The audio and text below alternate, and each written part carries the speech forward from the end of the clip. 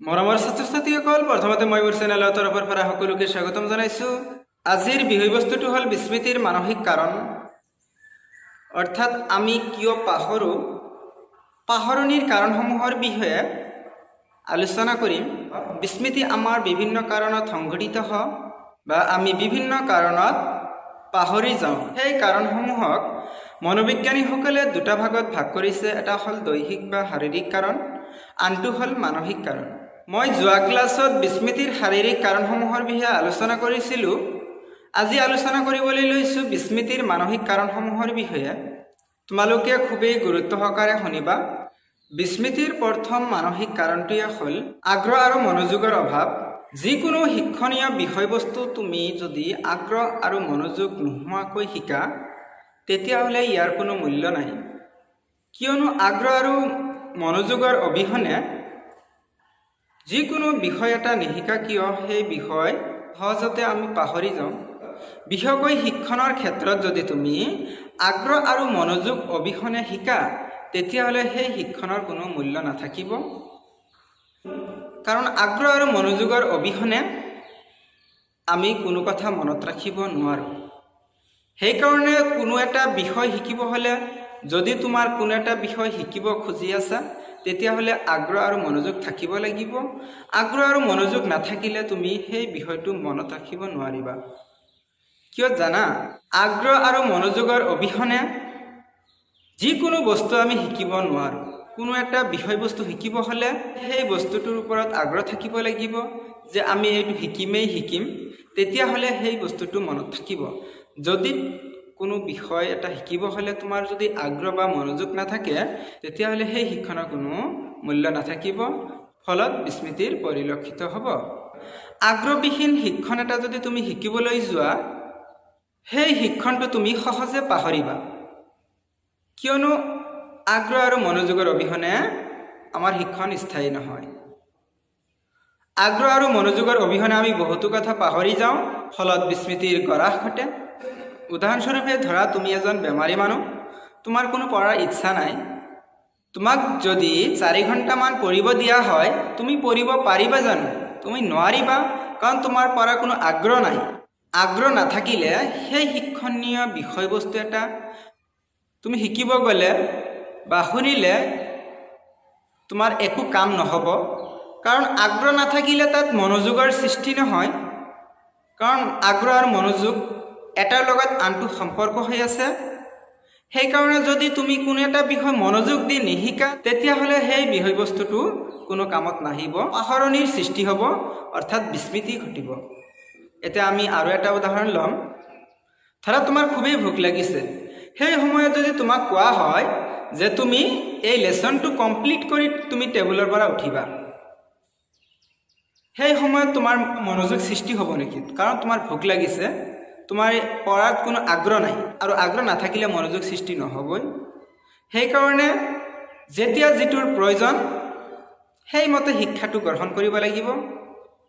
আৰু মনোযোগ আৰু আগ্ৰহ অবিহনে শিক্ষণ লাভৱান নহয়, বিস্মৃতিৰ সৃষ্টি হ'ব।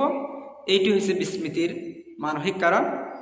কাৰণ আমাৰ মনোযোগ আৰু আগ্ৰহৰ অবিহনে আমি বহুতো কথা পাহৰি যাওঁ। এতিয়া আলোচনা কৰিম বিস্মৃতিৰ দ্বিতীয় মানসিক কাৰণ। এইটো হ'ল পশ্চাদমুখী প্ৰতিৰোধ বা পশ্চাদমুখী অৱৰোধ বুলিও ক'ব পাৰোঁ ইয়াক। আমি যেতিয়া এটা পাঠ শিকাৰ পিছত আন এটা পাঠ শিকিবলৈ যাওঁ, দ্বিতীয় পাঠটোৱে প্ৰথম পাঠটোৰ বহুখিনি কথা পাহৰাই দিয়ে। এই ঘটনাটোক কি বুলি কোৱা হয়? পশ্চাদমুখী প্ৰতিৰোধ বা পশ্চাদমুখী অৱৰোধ বুলি কোৱা হয়। উদাহৰণস্বৰূপে, এটা কবিতা মুখস্থ কৰি উঠাৰ লগে লগে অলপো জিৰণি নিদিয়াকৈ যদি তোমাক আৰু এটা কবিতা মুখস্থ কৰিব দিয়া হয়, তেতিয়াহ'লে দ্বিতীয় কবিতাটোৱে প্ৰথম কবিতাটোৰ কিছুখিনি অংশ পাহৰণিত লীন যা। এনে ঘটনাটোক কি বুলি কোৱা হয়? পশ্চাদমুখী প্ৰতিৰোধ বুলি কোৱা হয়। এতিয়া বুজিলা পশ্চাদমুখী প্ৰতিৰোধ কি? অৰ্থাৎ প্ৰথম বিষয়বস্তুটো শিকাৰ পিছত যদি অলপো জিৰণি নোলোৱাকৈ যদি দ্বিতীয় বিষয়বস্তু এটা শিকা হয়, তেতিয়াহ'লে দ্বিতীয় বিষয়বস্তুটো শিকাৰ লগে লগে প্ৰথম বিষয়বস্তুটোত কিছুখিনি কথা পাহৰি যা। এনে ঘটনাটোক কি বুলি কোৱা হ'ব? পশ্চাদমুখী প্ৰতিৰোধ বুলি কোৱা হ'ব। এতিয়া বিস্মৃতিৰ তৃতীয় মানসিক কাৰণটোৰ বিষয়ে আলোচনা কৰিম। বিস্মৃতিৰ তৃতীয় মানসিক কাৰণটো হ'ল অৱদমন। বিশ্ববিখ্যাত মনোবৈজ্ঞানিক ফ্ৰয়েডে পাহৰণিৰ বিষয়ে বেলেগ ধৰণৰ এটি ব্যাখ্যা আগবঢ়াইছে। তেওঁৰ মতে পাহৰণি ইচ্ছাকৃতভাৱে ঘটে, অৰ্থাৎ আমি কোনো এটা বিষয় পাহৰিব খোজো কাৰণেই পাহৰোঁ আৰু ইয়াক সচেতন মনৰ পৰা বিসৰ্জন দিওঁ। বিস্মৃতিৰ চতুৰ্থ মানসিক কাৰণটো হ'ল আৱেগিক প্ৰতিৰোধ। খং, ভয়, লাজ আদি তীব্ৰ আৱেগৰ বশৱৰ্তী হ'লে মানুহে জনা কথা বহুতো পাহৰি যায়। এনে আৱেগৰ প্ৰভাৱত শৰীৰৰ স্নায়ুতন্ত্ৰ সক্ৰিয় হৈ উঠে আৰু আমাৰ দেহত মানসিক উত্তেজনা সৃষ্টি হৈ বিস্মৃতি সংঘটিত হয়। অৰ্থাৎ মনত আৱেগ ভৰি থাকিলে কি হয়? মুখৰ মাত নোহোৱা হয়। এনে অভিজ্ঞতা কি বুলি কোৱা হয়? আৱেগিক প্ৰতিৰোধ বুলি কোৱা হয়। মানুহৰ খং এনেকুৱা এটা আৱেগ যি আৱেগৰ বশৱৰ্তী হ'লে মানুহে জনা কথা বহুতো পাহৰি যায়। চাবাচোন, মানুহে কিবা কাৰণত খং উঠিল, তেওঁ যিখিনি কথা প্ৰকাশ কৰিব খুজিছিল সেইখিনি কথা কেতিয়াও প্ৰকাশ কৰিব নোৱাৰিব। কাৰণ মানুহৰ খং উঠিলে শৰীৰৰ স্নায়ুকোষবোৰ সক্ৰিয় হৈ মানসিক উত্তেজনা সৃষ্টি হয়। মানসিক উত্তেজনা সৃষ্টি হোৱাৰ লগে লগে মানুহে সকলো কথা পাহৰি যায়, বেছিখিনি কথা পাহৰি যায়। ইয়াৰ ফলত মানুহৰ বিস্মৃতিৰ সৃষ্টি হয়। ঠিক সেইদৰে ভয় আৰু লাজৰ কাৰণেও মানুহে বহুতো কথা পাহৰি যায়। ভয়ৰ কাৰণে কিছুমান বস্তু তেওঁ প্ৰকাশ কৰিব নোৱাৰে, কিছু কথা তেওঁ প্ৰকাশ কৰিব খুজিলেও ভয়ৰ কাৰণে তেওঁ সেইখিনি কথা তেওঁৰ ভিতৰৰ পৰা নাইকিয়া হৈ যায়। বা লাজৰ কাৰণেও মানুহে বহু কথা পাহৰি যায়, লগতে তেওঁ প্ৰকাশ কৰিব নোৱাৰে। সেইকাৰণে তোমালোকক অৰ্থাৎ ছাত্ৰ ছাত্ৰীসকলক মই এটা অনুৰোধ কৰিম যে তোমালোকে খং, ভয়, লাজ আদিৰ পৰা তোমালোকে আঁতৰি থাকা। কাৰণ তোমালোকৰ শিক্ষা আহৰণ কৰাৰ সময় এতিয়া। তোমালোকৰ এতিয়া লাজৰ কোনো প্ৰয়োজন নাই। কাৰণ তোমালোকে লাজ কৰিলে তোমালোকে কোনো এটা বিষয় আঁতিগুৰি মাৰি শিকিব নোৱাৰিবা। কিবা এটা নুবুজিলে তোমালোকে লাজৰ কাৰণে হয়তো এইটো টিচাৰক নকবা যে ছাৰ এইটো বুজা নাই। এইবোৰ কেতিয়াও নকৰিবা। কাৰণ কিবা এটা নুবুজিলে লাজ সংকোচৰ কোনো প্ৰয়োজন নাই। তোমালোকে টিচাৰৰ লগত এইবোৰ শ্বেয়াৰ কৰা যে মই এইটো বিষয় বুজা নাই ছাৰ, তেতিয়া ছাৰে সুন্দৰকৈ বুজাই দিব। খং, ভয়, লাজ আদি খুবেই আৱেগিক বস্তু। এই আৱেগিক কাৰণবোৰৰ ফলত মানুহে জনা কথা বহুতো পাহৰি যায়। ইয়াৰ ফলত বিস্মৃতিৰ সৃষ্টি হয়। বিস্মৃতিৰ পঞ্চম মানসিক কাৰণটো হ'ল শিক্ষণৰ মাত্ৰা। যিকোনো বিষয় এটা আয়ত্ত কৰিবলৈ হ'লে ব্যক্তিৰ এক নিৰ্দিষ্ট প্ৰচেষ্টাৰ প্ৰয়োজন। শিক্ষণৰ মাত্ৰা অধিক হ'লে বা শিক্ষণৰ মাত্ৰা নিম্ন পৰ্যায়ৰ হ'লে বিস্মৃতিৰ স্বৰূপ প্ৰকাশ পায়।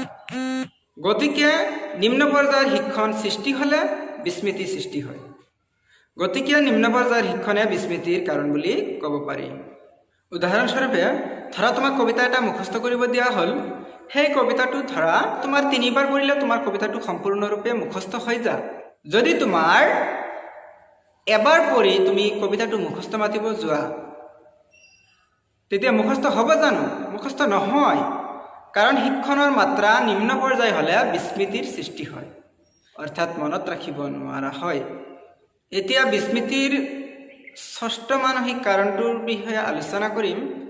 বিস্মৃতিৰ ষষ্ঠ মানসিক কাৰণটো হ'ল সময়ৰ ব্যৱধান। সময়ৰ ব্যৱধানৰ কাৰণেও বিস্মৃতি সংঘটিত হ'ব পাৰে। সময় অতিবাহিত হোৱাৰ লগে লগে অভিজ্ঞতাখিনি মনত পেলোৱা জটিল হৈ পৰে। কালিৰ ঘটনা এটা মনত পেলোৱা সহজ, কিন্তু এবছৰ আগৰ ঘটনা এটা মনত পেলোৱা ইমান সহজ নহয়। কাৰণ বিস্মৃতিটো সময়ৰ ব্যৱধানত চলে। কাৰণ সময় অতিবাহিত হোৱাৰ লগে লগে অভিজ্ঞতাবিলাক মনত পেলোৱা জটিল হৈ পৰে। উদাহৰণস্বৰূপে আমি ক'ব পাৰোঁ, ধৰা কালি কিবা এটা ঘটনা ঘটিল। সেই ঘটনাটোক যদি তোমাক ক'বলৈ দিয়া হয় তুমি সোনকালে ক'ব পাৰিবা। আৰু ধৰা তোমাৰ এবছৰ আগত কিবা এটা ঘটনা ঘটিছিল, সেই ঘটনাটোৰ বিষয়ে যদি তোমাক ক'বলৈ দিয়া হয় তেতিয়াহ'লে সেই ঘটনাটোৰ বিষয়ে তুমি সম্পূৰ্ণৰূপে ক'ব নোৱাৰিবা। কাৰণ সময়ৰ ব্যৱধানৰ ফলত বিস্মৃতিৰ সংঘটিত হয়। সময়ৰ ব্যৱধানটো যেতিয়া দীঘল হয় তেতিয়া মানুহৰ বিস্মৃতিৰ সৃষ্টি হয়। এইখিনি আছিল বিস্মৃতিৰ মানসিক কাৰণ। আজি মই বিস্মৃতিৰ মানসিক কাৰণসমূহৰ বিষয়ে আলোচনা কৰিলোঁ। যদি লেচনটো ভাল লাগিছে এটা লাইক দিবা, যিমান পাৰা শ্বেয়াৰ কৰিবা, যাতে তোমালোকৰ জৰিয়তে আৰু কিছু সংখ্যক ছাত্ৰ ছাত্ৰী এই লেচনবোৰ শুনিবলৈ সক্ষম হয়। আৰু যিসকলে মোৰ লেচনটোত নতুন আহিছা তোমালোকে ছাবস্ক্ৰাইব কৰি বেল আইকন দবাই অল নটিফিকেশ্যন কৰি ল'বা, যাতে মই আপডেট দিয়া প্ৰত্যেকটো লেচনে তোমালোকে পাব পাৰিবা। আৰু যিসকলে আগতে ছাবস্ক্ৰাইব কৰিছা তেওঁলোকৰ কাৰণে বহুত বহুত ধন্যবাদ। টেক কেয়াৰ, বাই বাই।